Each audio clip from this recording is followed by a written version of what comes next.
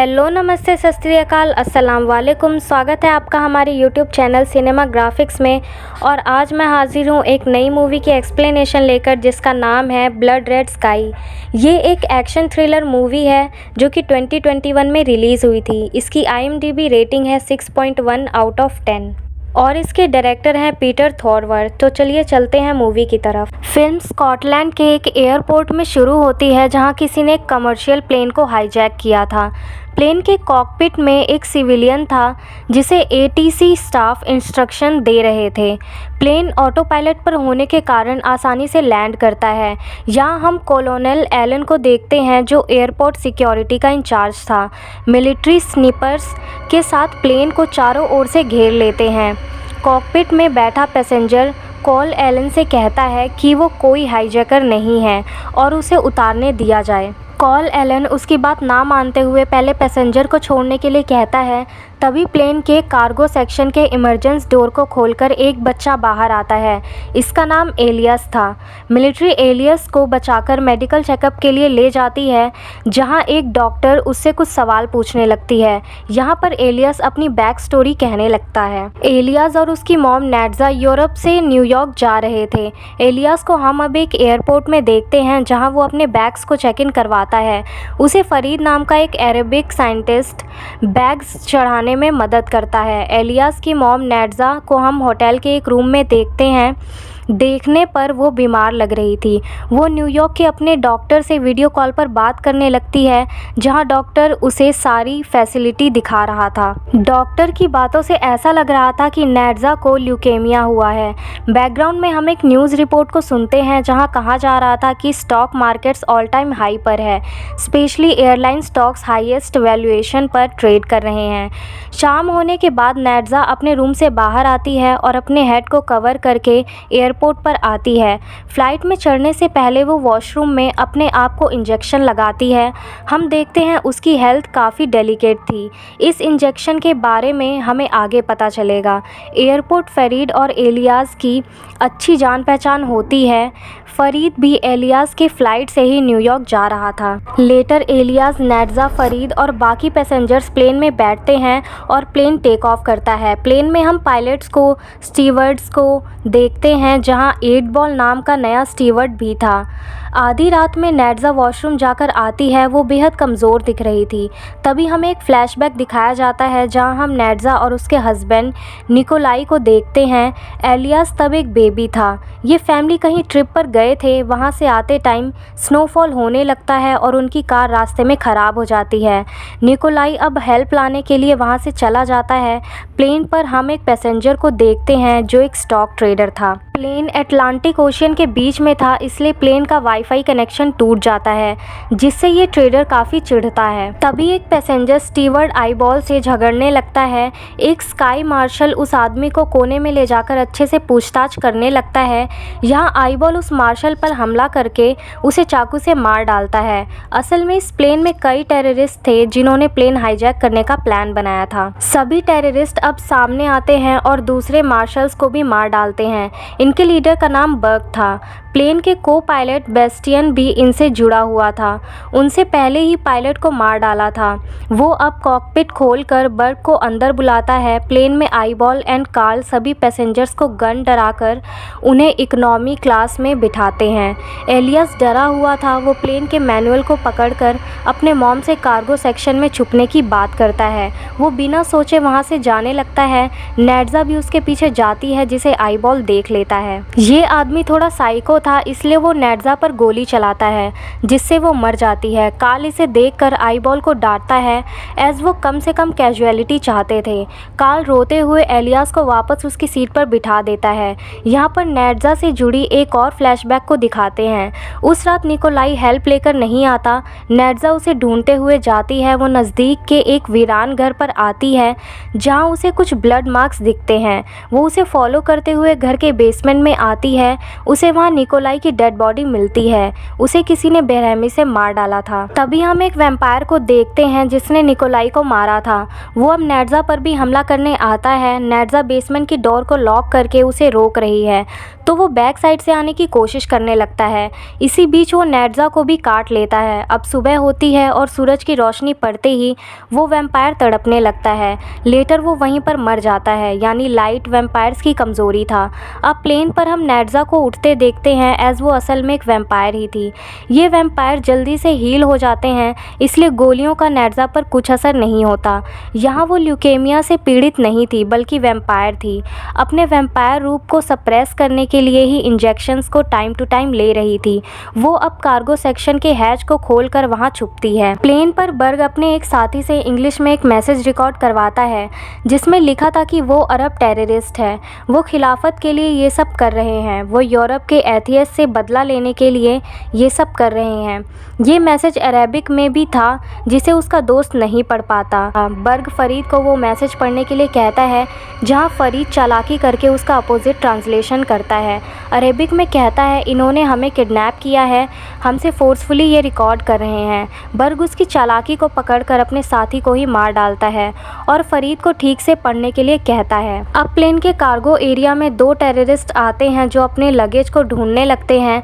उसमें पैराशूट्स थे। ज्यूरिज नाम का एक टेररिस्ट प्लेन फ्यूल में कुछ केमिकल्स मिक्स करने लगता है, एज इनका प्लान प्लेन को क्रैश करवाने का था। ये सभी पैराशूट से कूदने वाले थे। नेड्जा भी कार्गो सेक्शन में थी, जिसे देखकर वो कुत्ते वहाँ भौंक रहे थे। नेड्जा अब ज्यूरिज पर हमला करके उसे मार डालती है, उसे घायल करके कुत्तों को रिलीज़ करती है ताकि लगे कि कुत्ते ने उसे काटा है। लेटर वो क्लीन होकर ऊपर प्लेन पर आती है। उसी टाइम सारे टेररिस्ट नीचे जाते हैं। बर्ग को ज्यूरिज की लाश देखकर शॉक लगता है। नेड्जा ऊपर आकर एलियास को पुकारने लगती है।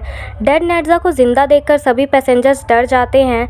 नेड्जा अब सबसे पूछती है कि क्या उनमें से कोई ये प्लेन चला सकता है। तब एक अरब एरोस्पेस इंजीनियरिंग स्टूडेंट आगे आता है। नेड्जा उसे लेकर कॉकपिट में जाती है, as plane autopilot mode में था। यहाँ फरीद सबसे कहता है कि टेररिस्ट ये प्लान लंदन में क्रैश करवाना चाहते हैं, एज उन्होंने उससे ऐसा स्क्रिप्ट पहले से ही रिकॉर्ड करवाया था। स्टॉक ट्रेडर गाय अपना ही लॉजिक आगे रखता है, कहता है स्टॉक मार्केट ओवरहीटेड है। यदि 9/11 जैसा एक और हमला हुआ तो मार्केट्स नीचे आ जाएंगे और ये लोग तगड़ा पैसा बनाएंगे। कॉकपिट में नेड्जा सीसीटीवी पर देखती है कि सभी टेररिस्ट जंप करने के लिए रेडी हो रहे हैं। तभी आईबॉल को नेड्जा का इंजेक्शन वाइल मिलता है। वो सस्पिशियस होकर उस हैच को चेक करने आता है जहां से नेड्जा ऊपर गई थी। वहां ब्लड मार्क्स थे। इसे देखकर सभी लोग फिर से ऊपर आते हैं।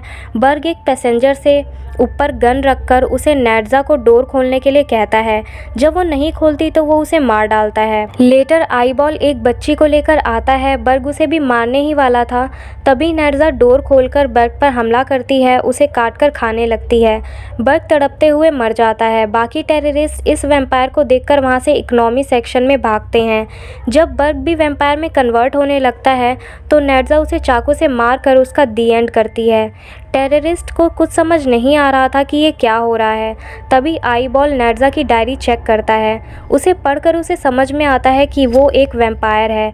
ये बात वो दूसरों को बताता है तो वो लोग उसे साइको कहते हैं। आगे नेड्जा वॉशरूम में जाकर एक और इंजेक्शन लगाती है। यहाँ हम एक और फ्लैशबैक देखते हैं। वैम्पायर से इन्फेक्टेड होने के बाद नेड्जा फिर से उसी घर में जाती है। वहाँ एक ओल्ड आदमी था, वो भी इन्फेक्टेड था।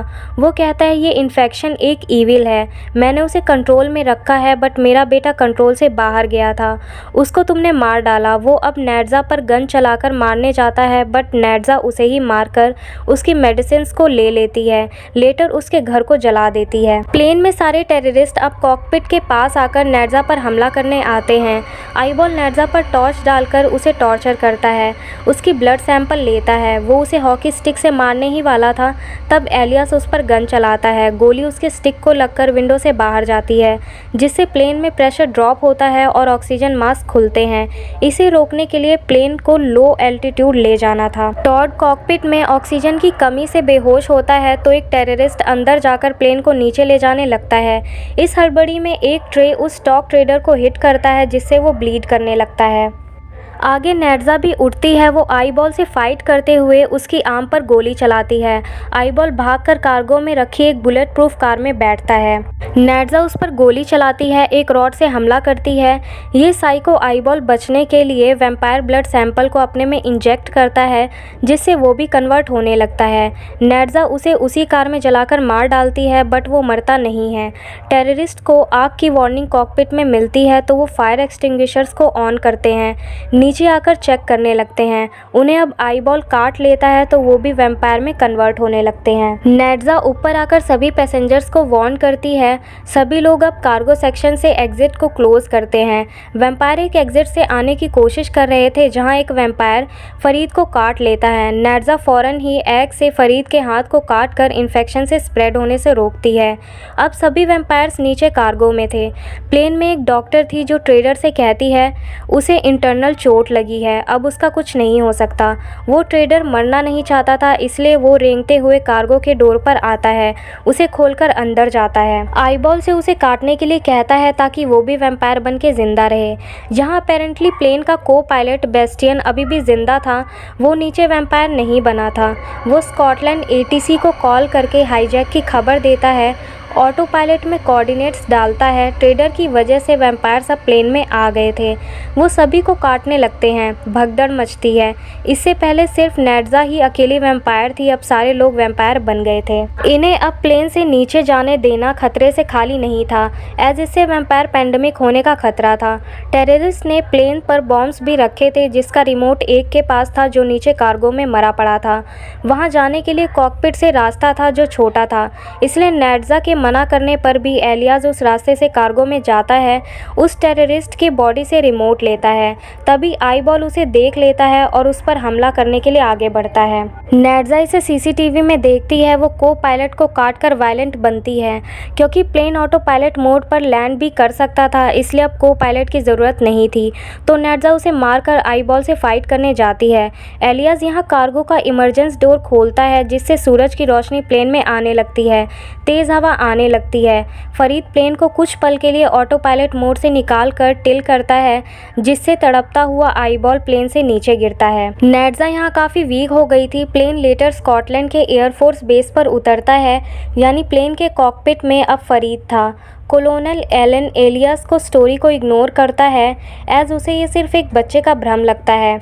उसे अभी भी लग रहा था कि फरीद ने प्लेन को हाईजैक किया है और पैसेंजर अभी भी अंदर है। वो शाम तक वेट करता है और लेटर मिलिट्री को प्लेन में चढ़ने का ऑर्डर देता है। मिलिट्री प्लेन में चढ़ते ही वैम्पायर्स उन पर हमला करते हैं, उन्हें भी काटने लगते हैं, जिसे कोलोनल एलन घबराकर सीसीटीवी में देखता है।